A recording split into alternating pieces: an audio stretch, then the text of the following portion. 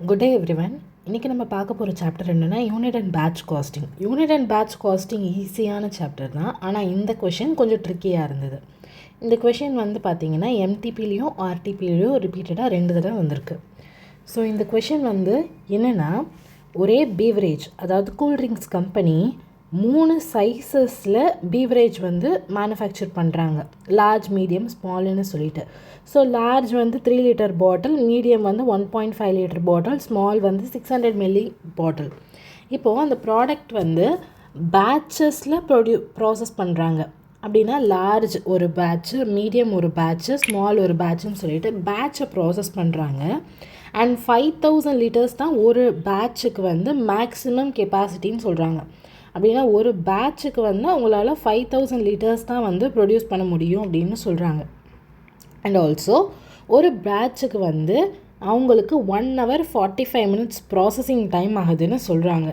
And 90 kilowatts per hour, ஒரு ஹவருக்கு அவங்களுக்கு பவர் கன்சம்ஷன் 90 kilowatts ஆகுது.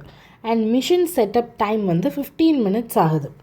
அதாவது இந்த பேட்ச் முடித்து அடுத்த பேட்ச் ப்ராசஸ் ஆகிறதுக்கு அவங்களுக்கு 15 minutes டைம் ஆகுது. அந்த 15 minutesல அவங்களுக்கு 20% தான் கன்சம்ஷன் ஆகுது. அதாவது 90 kilowatts per hourன்னு இருக்குல்ல, அதில் இன்ட்டு 20%ன்னு போட்டுட்டு இன்ட்டு 15 minutes by 60 minutes அப்படி போட்டோன்னா இந்த செட்டப் டைமுக்கு என்ன பவர் கன்சம்ஷன் சொல்லிட்டு நமக்கு தெரிஞ்சிடும். இப்போ நமக்கு இங்கே கரண்ட் ப்ரைஸ்ன்னு கொடுத்துருக்கிறது வந்து செல்லிங் ப்ரைஸ் கொடுத்துருக்காங்க. செல்லிங் ப்ரைஸ் எவ்வளோனா, லார்ஜ் பாட்டிலுக்கு 150, மீடியமுக்கு 90, ஸ்மாலுக்கு வந்து 50 பர் பாட்டில். ஸோ இங்கே கொடுக்கும்போது பர் பாட்டில் கொடுத்துருக்காங்க.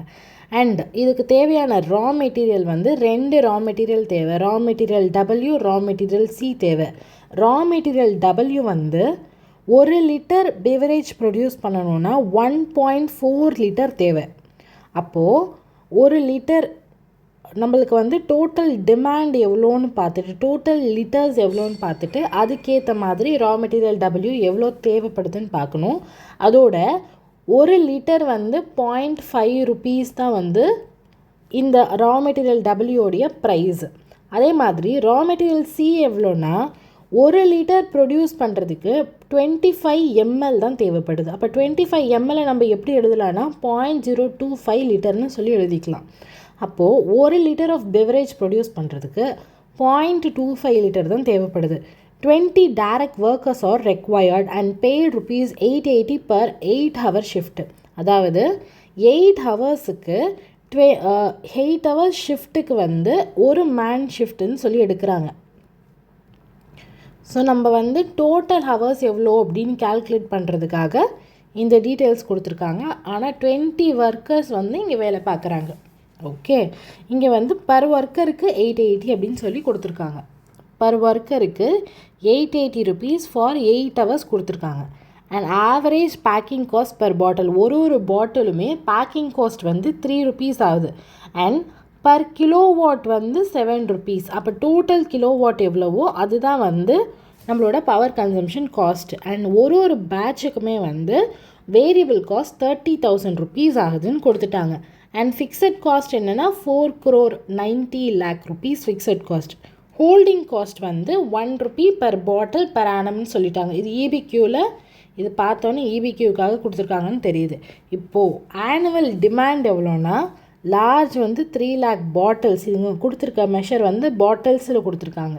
மீடியம் வந்து 7,50,000 bottles, ஸ்மால் வந்து 20 lakh bottles. இப்போ இதுக்கு நம்ம என்ன கால்குலேட் பண்ணணும் அப்படின்னா, net profit and loss of the organisation calculate பண்ணணும் அண்ட் EBQ கண்டுபிடிக்கணும். So net profit and loss of the ஆர்கனைசேஷனுக்கு நம்ம கண்டுபிடிக்கணும்னா முதல்ல என்ன பண்ணுவோம், சேல்ஸ் போட்டு நம்ம யூனிட் அண்ட் பேட்ச் காஸ்டிங்கில் ஃபஸ்ட்டு சேல்ஸ் போட்டுட்டு அதுக்கப்புறமா சேல்ஸுக்கு கீழே வந்து வேரியபிள் காஸ்ட் எல்லாத்தையும் வந்து நம்ம கொடுத்துட்டு 1 by 1 கொடுத்துட்டு டோட்டல் காஸ்ட் போட்டுட்டு சேல்ஸ்லேருந்து இந்த டோட்டல் காஸ்ட்டை லெஸ் பண்ணி நமக்கு ப்ராஃபிட் ஆர் லாஸ் கிடைக்கும். ஓகேயா? அப்போ ஃபஸ்ட்டு ஸ்டெப் என்னதுன்னா சேல்ஸ் கண்டுபிடிக்கணும். இப்போது சேல்ஸ் வந்து இங்கே நமக்கு எவ்வளோ கொடுத்துருக்காங்க, லார்ஜுக்கு வந்து 3 lakh bottles கொடுத்துருக்காங்க. அப்போ 3 lakh bottles into selling price வந்து லார்ஜுக்கு 150 rupees. 3 lakh bottles இன்ட்டு 150 இங்கே போட்டாச்சு 3 lakh into 150 சொல்லிட்டு. அதே மாதிரி இங்கே மீடியம்க்கு வந்து 7 lakh பாட்டில் 7,50,000 bottles into 90 rupees. Okay 6 crore 75 lakh. அதே மாதிரி ஸ்மாலுக்கு வந்து 20 lakh பாட்டில்ஸ் into 50 rupees அப்படின்னா 10 crore. So total column unit and batch காஸ்டிங்கு டோட்டல் காலமும் நம்ம போட்டு தான் காமிக்கணும். ஓகேங்களா? அப்போ தான் ஃபிக்ஸட் காஸ்ட்டையும் நம்மளால் வந்து லாஸ்ட்டில் போட்டு காமிக்க முடியும். ஸோ டோட்டல் காலமும் இம்பார்ட்டண்ட். ஃபஸ்ட்டு நம்ம சேல்ஸ் எழுதிட்டோம்.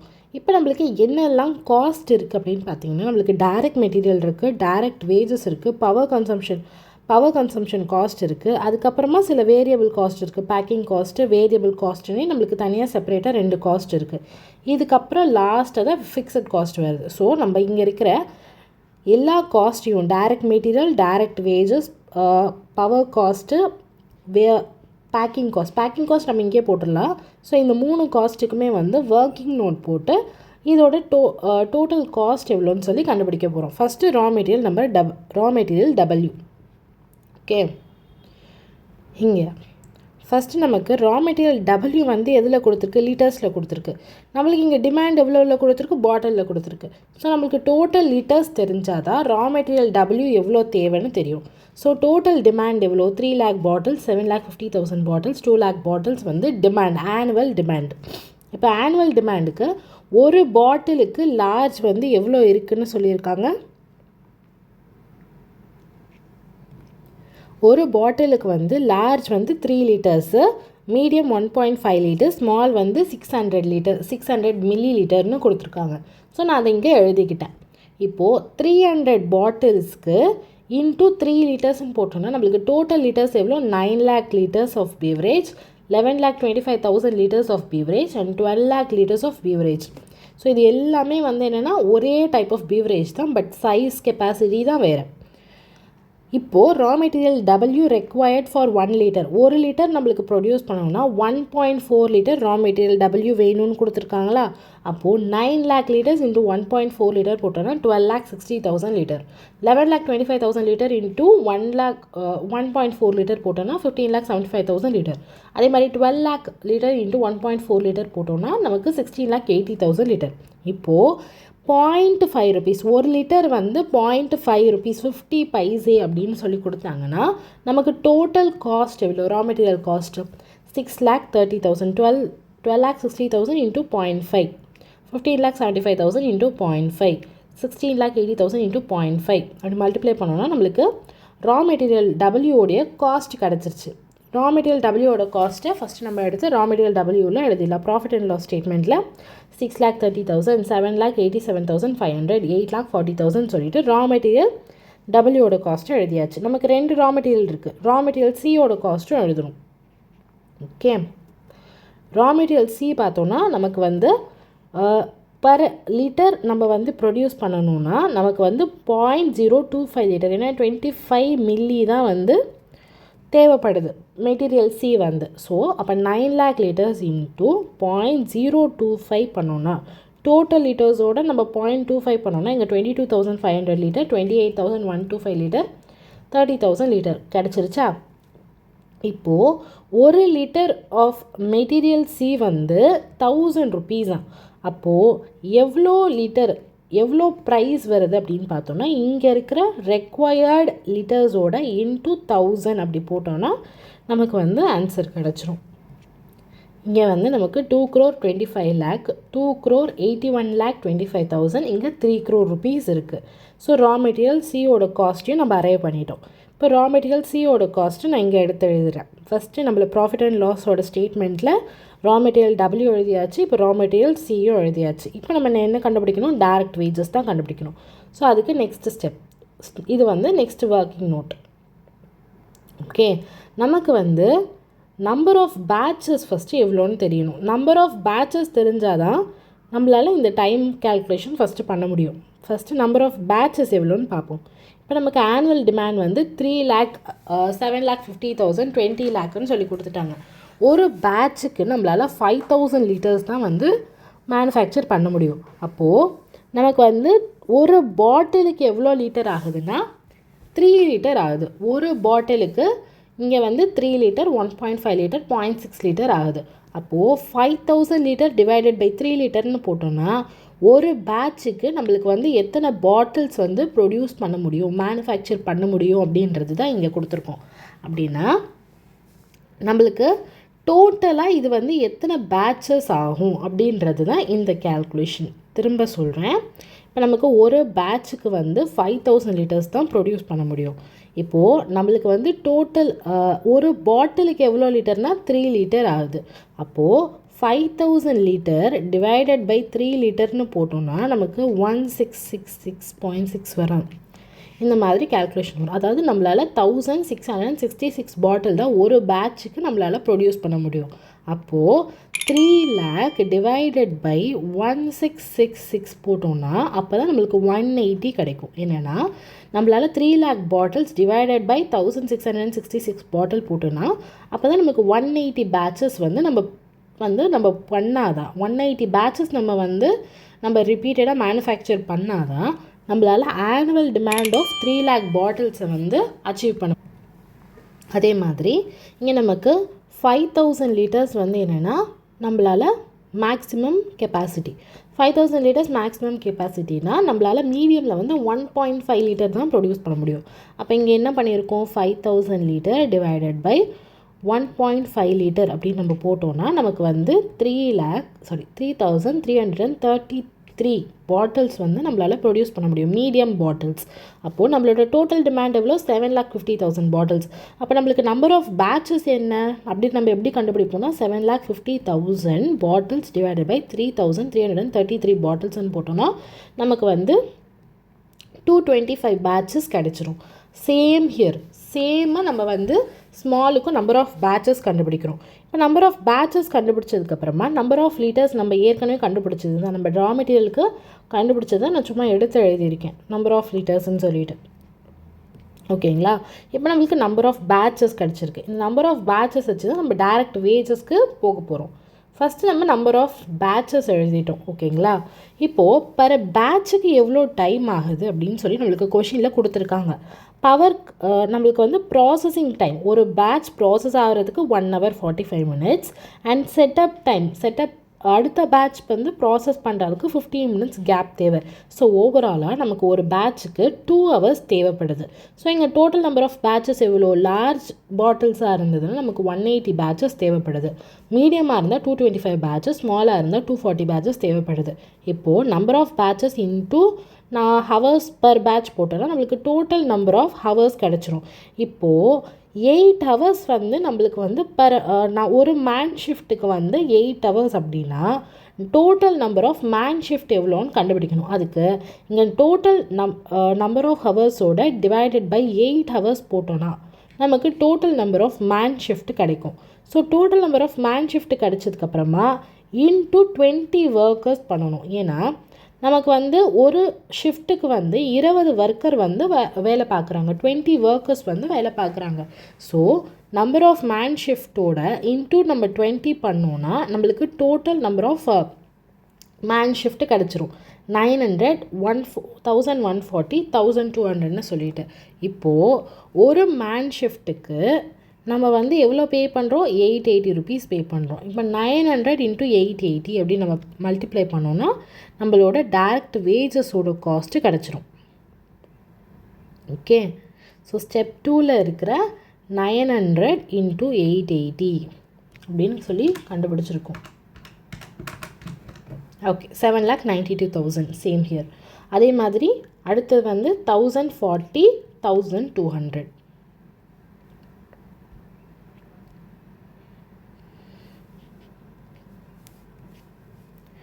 900 into 880, 1040 into 880, 1200 into 880.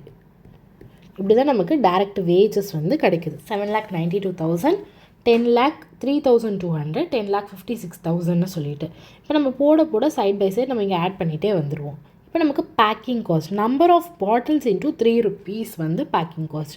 நமக்கு இங்கே ஆனுவல் டிமாண்ட் எவ்வளோ, 3 lakh இன்டூ 3 rupees, அப்போ 9 lakh rupees. அதே மாதிரி இங்கே 7,50,000 bottles, 7,50,000 into 3 rupees per bottle அப்படின்னா 22,50,000. அதே மாதிரி இங்கே 20 lakh into 3, அதனால் 60 lakhs per bottle. டோட்டலும் நம்மளோட பேக்கிங் காஸ்ட் இங்கே போட்டாச்சு. பவர் கன்சம்ஷன் காஸ்ட்டுக்கு தான் நம்ம ஒர்க்கிங் நோட் நம்பர் 3 போட போகிறோம். ஒர்க்கிங் நோட் நம்பர் 3 இங்கே இருக்குது. ஸோ நம்பர் ஆஃப் பேட்சஸ் 180, 225, 240 நம்ம ஃபஸ்ட்டே கண்டுபிடிச்சிட்டோம். இப்போ பர் பேட்சுக்கு ப்ராசஸிங் டைம் மட்டும் எவ்வளோனா 1 hour 45 minutes. அந்த 1 hour 45 minutes நம்ம எப்படி எழுதணும்னா 1.45 எழுதிடக்கூடாது. ஏன்னா டைம் கேல்குலேஷனும் நார்மல் கேல்குலேஷனும் வித்தியாசமாக இருக்கும். ஸோ இந்த 1 hour 45 minutes நம்ம 45 divided by 16 போட்டோன்னா 0.75 வரும். ஸோ நம்ம 1 hour 45 minutes எப்படி எழுதணும்னா 1.75 தான் எழுதணும். இப்போது kilowatt power per hour. So per hour வந்து 90 kilowatts ஆகுதுன்னா 1.75 per hourக்கு எவ்வளோ kilowatts ஆகுதுன்னு சொல்லி பார்க்கணும். ஓகேங்களா? அதோட இன்ட்டு 7 rupees போட்டிருக்கேன். ஏன் 7 rupees போட்டேன்னா ஒரு கிலோவாட்டுக்கு நமக்கு வந்து 7 rupees ஆகுது. ஸோ நம்மளுக்கு இங்கே பர் பேட்சுக்கு எவ்வளோ கிலோவாட் ஆகுதுன்னா 90 into 1.75 அப்படி போட்டோன்னா நம்மளுக்கு இங்கே வந்து 157.5 kilowatt ஆகுது. ஸோ 157.5 kilowattோட இன்ட்டு 7 rupees மல்டிப்ளை பண்ணோன்னா நம்மளோட டோட்டல் காஸ்ட்டு வந்துடும். ஓகேங்களா? இது வந்து டோட்டல் காஸ்ட் வந்து எவ்வளோ வரும்னா 1102.5 rupees வரும். ஸோ இது எவ்வளோனா ஒரு பேட்சுக்கு வந்து இந்த காஸ்ட் வரும். ஸோ நம்மளுக்கு ஓவராலாக 180 பேட்ச் இருக்குது. ஸோ 180 பேட்ச்சு பர் பேட்சுக்கு 1.75 டைம் ஆகுது. 1 ஹவருக்கு 90னா நம்மள வந்து 1.45 1 hour 45 minutesக்கு எவ்வளோ ஆகுது, எவ்வளோ கிலோவாட் ஆகுதுன்னு சொல்லி மல்டிப்ளை பண்ணுறோம். ஃபஸ்ட்டு நம்ம 1 ஹவருக்கு வந்து 90 kilowatt அப்படின்னா 1 hour 45 minutesக்கு 1.45க்கு எவ்வளோ கிலோவாட் ஆகுதுன்றதுக்காக இது ரெண்டுத்தையும் மல்டிப்ளை பண்ணுவோம். இதை மல்டிப்ளை பண்ணும்போது நம்மளுக்கு ஒரு பேட்சுக்கு எவ்வளோ கிலோவாட் ஆகுதுன்னு தெரியும். ஸோ ஒரு பேட்சுக்கு எவ்வளோ கிலோவாட் ஆகுதுன்னா நம்மளுக்கு 180 பேட்சுக்கு எவ்வளோ கிலோவாட் ஆகுதுன்றதுக்காக இது மூணுத்தையும் நம்ம மல்டிப்ளை பண்ணுறோம். இப்போ இது மூணுத்தையும் மல்டிப்ளை பண்ணால் நம்மளுக்கு டோட்டல் கிலோவாட்ஸ் தான் கிடைக்கும். ஸோ டோட்டல் கிலோவாட்ஸோட இன்ட்டு 7 rupees per kilowatt பண்ணோன்னா நம்மளுக்கு total power consumption processing cost கிடச்சிரும். ஓகேங்களா? திரும்ப இதுக்கு சொல்கிறேன். நமக்கு வந்து 90 kilowatt per hour. ஓகேங்களா? இங்கே வந்து நம்மளுக்கு 1 hour 45 minutes ஆகுது. அப்போ இது ரெண்டுத்தையும் மல்டிப்ளை பண்ணால் பர் பேட்சுக்கு நம்மளுக்கு எவ்வளோ கிலோவாட் ஆகுதுன்னு கிடைக்கும். இப்போது இதோட நம்ம டோட்டல் நம்பர் ஆஃப் பேட்சஸை மல்டிப்ளை பண்ணோன்னா நமக்கு டோட்டல் கிலோவாட்ஸ் கிடைக்கும். ஸோ டோட்டல் கிலோவாட்ஸோட இன்ட்டு 7 rupees per kilowatt வந்து நமக்கு காஸ்ட்டு. இதை வந்து நம்ம மல்டிப்ளை பண்ணோன்னா நம்மளோட டோட்டல் காஸ்ட்டு கிடைக்கும். அதே மாதிரி தான் இதுக்கும் பண்ணுறோம். ஓகேங்களா? இப்போ இந்த காஸ்ட்டை நம்ம தூக்கி நம்மளோட ப்ராஃபிட் அண்ட் லாஸ் ஸ்டேட்மெண்ட்டில் அழகாக எழுதிட வேண்டியது தான் பவர் காஸ்ட்டுன்னு சொல்லிட்டு. நமக்கு பவர் காஸ்ட் மட்டும் இல்லை, செட்டப் காஸ்ட்டும் இருக்குது. செட்டப் காஸ்ட் எப்படி கண்டுபிடிக்கிறதுனா சேம் அதே மாதிரி தான். ஆனால் என்னென்னா நமக்கு செட்டப் காஸ்ட் வந்து என்னென்னா 15 minutes தான் இருக்குது. ஸோ நமக்கு வந்து 0.25 சொல்லி செட்டப் டைமை எழுதிக்கலாம். So setup time 0.25 into 90 kilowatt into 20%. ஏன்னா நமக்கு வந்து என்ன சொல்லியிருக்காங்க கொஷினில், power consumption is 20% during the setup டைம்னு சொல்லிட்டு. ஸோ 90 kilowattsல நமக்கு 20% தான் செட்டப் டைமுக்கு செலவாகும் அப்படின்னு சொல்லியிருக்காங்க. ஸோ நம்ம எப்படி பண்ணணும்னா 0.25 into 90 kilowatt into 0.2 பண்ணால் தான் பர் பேட்சுக்கு எவ்வளோ கிலோவாட்டுன்னு கிடைக்கும். ஸோ அதோட இன்ட்டு நம்பர் ஆஃப் பேட்சஸை மல்டிப்ளை பண்ணோன்னா டோட்டல் நம்பர் ஆஃப் ஹவர்ஸ் வந்து டோட்டல் கிலோவாட்ஸ் எவ்வளோ ஆகிருக்கு ஃபார் டோட்டல் பேட்சஸ் கிடைக்கும். ஸோ இது நாலுத்தையும் மல்டிப்ளை பண்ணதுக்கப்புறமா இன்ட்டு 7 மல்டிப்ளை பண்ணோன்னா நமக்கு வந்து டோட்டல் எக்ஸ்பென்சஸ் எவ்வளோ ஆகுது செட்டப் டைமுக்கு அப்படின்னு சொல்லி தெரிஞ்சிடும். ஸோ நம்ம இதில் எதெல்லாம் மல்டிப்ளை பண்ணியிருக்கோன்னா 1, 3, 4, 5, 6. ஸோ நம்ம வந்து இதை மட்டும் மல்டிப்ளை பண்ணியிருக்கோம். அதாவது ப்ராசஸிங் டைமை மட்டும் விட்டுட்டு மற்றது எல்லாத்தையும் நம்ம வந்து மல்டிப்ளை பண்ணி இங்கே போட்டிருக்கோம். ஓகேங்களா? இப்போ இந்த காஸ்ட்டையும் நான் வந்து ப்ராஃபிட் அண்ட் லாஸ் ஸ்டேட்மெண்ட்டில் எழுதிடுறேன். இப்போ நம்மளுக்கு பேலன்ஸ் இருக்கிற காஸ்ட்டு பேக்கிங் காஸ்ட் நம்ம சொல்லிட்டோம். வேரியபிள் காஸ்ட் ஒரு பேட்சுக்கு வந்து 30,000 அப்படின்னா நம்பர் ஆஃப் பேட்சஸோட இங்கே 30,000 வந்து மல்டிப்ளை பண்ணி இங்கே நான் போட்டிருக்கேன். இங்கே நம்மளுக்கு 225 into 30,000 அது மாதிரி நம்பர் ஆஃப் பேட்சஸை மல்டிப்ளை பண்ணி இங்கே நான் போட்டிருக்கேன். ஓகேயா? இப்போ வந்து நம்மளுக்கு எல்லா காஸ்ட்டுமே வேரியபிள் காஸ்ட் கண்டுபிடிச்சாச்சு. டைரக்ட் மெட்டீரியல் W கண்டுபிடிச்சிட்டோம், டைரக்ட் மெட்டீரியல் C கண்டுபிடிச்சிட்டோம், டைரக்ட் வேஜஸ் கண்டுபிடிச்சிட்டோம், பேக்கிங் காஸ்ட் கண்டுபிடிச்சிட்டோம், பவர் காஸ்ட்டும் கண்டுபிடிச்சிட்டோம், செட்டப் காஸ்ட்டும் கண்டுபிடிச்சிட்டோம். இப்போது நமக்கு வந்து வேரியபிள் காஸ்ட்டும் கண்டுபிடிச்சாச்சு. இது எல்லாத்தையும் நம்ம டோட்டல் பண்ணிட்டோம். இப்போ நமக்கு டோட்டல் வேரியபிள் காஸ்ட் கிடச்சிருச்சு. நம்மளுக்கு லாஸ்ட்டாக வந்து ஃபிக்ஸட் காஸ்ட்டும் கொஷினில் கொடுத்துருக்காங்க 4.9 crore சொல்லிட்டு. ஸோ இந்த டோட்டல் காஸ்ட்டை நம்ம ஆட் பண்ணிவிட்டு நம்ம சேல்ஸ்லேருந்து நம்ம டோட்டல் காஸ்ட்டை வந்து லெஸ் பண்ணோன்னா நமக்கு ப்ராஃபிட் வந்து 2,82,17,370 rupees வந்து நமக்கு ப்ராஃபிட் கிடைக்குது.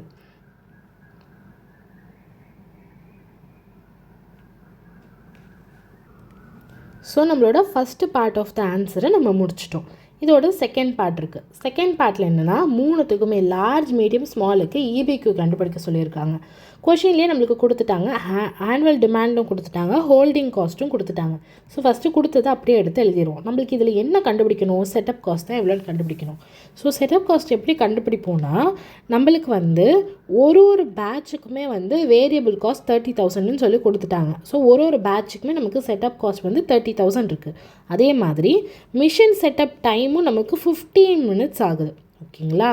அப்போ 90 kilowatt இன்டூ 0.25, அதுதானே நம்மளோட டைமிங்கு. 15 minutesனால் 0.25, அதோட into 20% power consumption into 7 rupees. ஓகேங்களா? 90 kilowatt into 0.25 into 20% into 7 rupees. Okay, இது எல்லாத்தையும் பண்ணோன்னா தான் நமக்கு 4.5 kilowatt டோட்டலாக செட்டப் டைமுக்கு ஒரு பேட்சுக்கு ஆகுது. இன்டூ 7 rupees பண்ணோன்னா நமக்கு வந்து 31.5 rupees ஆகும். ஓகேங்களா? இப்போ நம்ம டோட்டல் செட்டப் காஸ்ட்டுக்கு இது ரெண்டுத்தையும் ஆட் பண்ணோன்னா 30,000, 31.5. மூணுத்துக்குமே வந்து செட்டப் காஸ்ட் சேமாக இருக்குது. ஸோ நம்ம EBQவில் எப்படி பண்ணுவோம்? 2 into annual demand into setup cost divided by holding cost per unit per annum போட்டு நம்ம ரூட் வச்சு கண்டுபிடிச்சோன்னா நமக்கு லார்ஜுக்கு வந்து 1,34,234 bottles வந்து EBQ. அதே மாதிரி மீடியம்க்கு வந்து சேம் அதே தான், ஆனுவல் டிமாண்ட் மட்டும்தான் சேஞ்ச் ஆகும் எல்லாத்துக்குமே. ஸோ மீடியம்க்கு வந்து 2,12,243 bottles அண்ட் ஸ்மாலுக்கு வந்து 3,46,592 bottles வந்து EBQ. இதோட இந்த சம் முடியுது. இது வந்து MTP RTPயில் 2 தடவை கேட்டிருக்காங்க இந்த கொஷினை. யூனிட் அண்ட் பேட்ச் காஸ்டிங் ஈஸியான சாப்டர், ஆனால் இந்த கொஷின் கொஞ்சம் ட்ரிக்கியாக இருந்தது. Okay, thank you.